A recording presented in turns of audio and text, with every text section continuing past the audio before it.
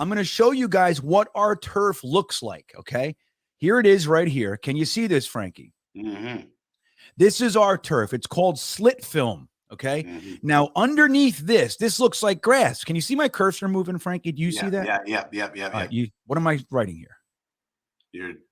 I can't see what you're That said writing. Frankie. Frankie. We see the cursor though. Okay. All right.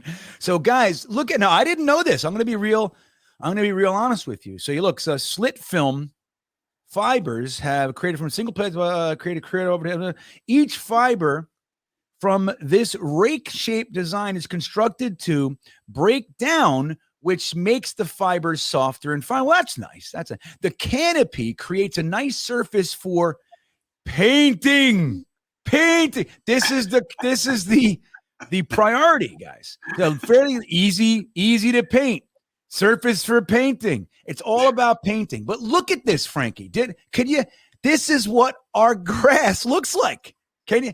How the hell is that not going to catch cleats, everybody? So this is the thing. This net here, guys, looks pretty friggin' dangerous for cleats. Now, that's obviously very, very small. But when you look at like a braided man kick, just as an example, and I'm not saying that this is definitely what happened. If you look at the braided man kick, you could see a cleat getting stuck in this easier than this. Right, Frankie? Yeah, and that's what we're going to go to. They call that the premium. Yeah, the monofilament, I guess, is the premium type. Correct. So I guess that's what we're probably going to. Right. A lot of us were assuming, we're getting grass. Giant Stadium and the MetLife Meadowlands Authority, or whatever it's called, has had a long and treacherous history with grass fields.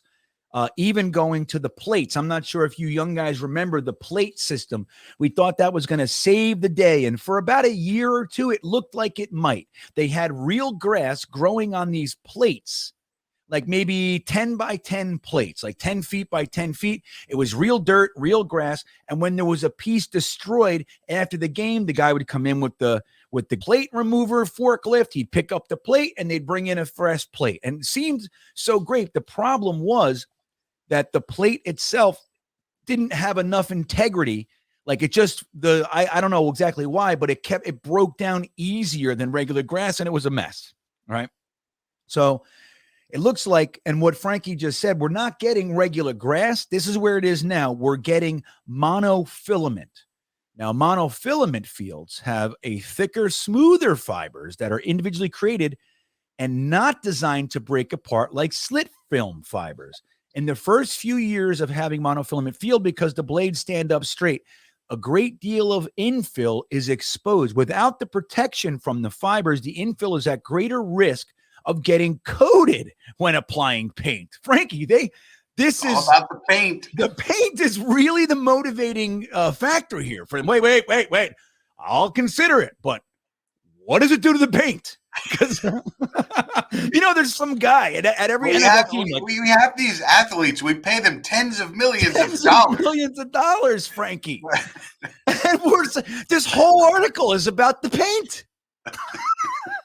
It's the craziest thing I've ever seen. No, I get it. Fans love paint. I mean, NFL fans.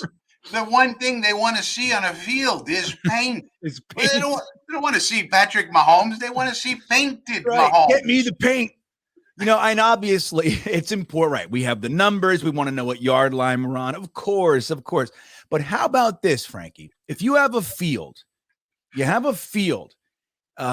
you're always going to know where the end zones are. You always know where the 20-yard line is going to be. How about you just use white fibers, Frankie?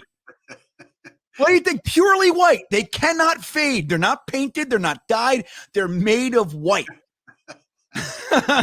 Paint be damned. No, right now the paint industry, industry's like, I'm going to bring up litigation. You can't talk like that about paint. We've got a contract. Did you know we have a contract with MetLife Stadium? We paint everything in the stadium. It's our everything. You're stealing millions of dollars from us by talking. The painting union.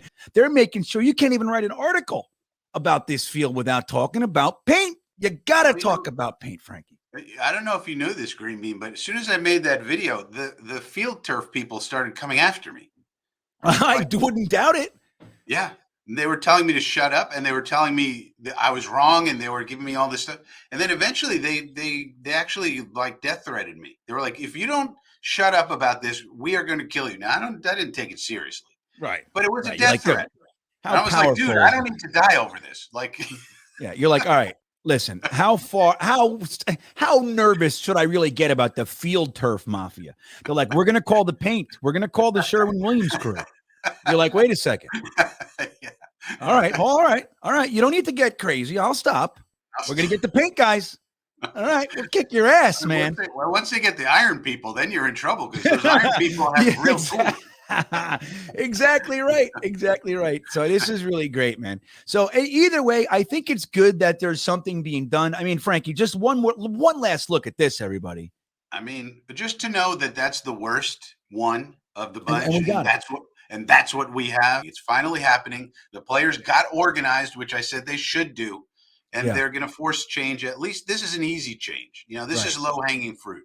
Okay, go from the worst one to the premium. All right, it'll cut down some of the injuries. Okay, maybe. Right. But at least it's right. It's action. And sometimes, look, you can't get somebody to go all the way to the letter Z, but if you get them to the letter L, or P, you're okay. We're halfway there. Good enough, Right. But let's say I want to just wrap this up with this. I want to make sure it's very important that you understand that this might not be as altruistic or as bubbly as you think it is, because there is a benefit to switching from the slit film, Frankie, in addition to the injuries.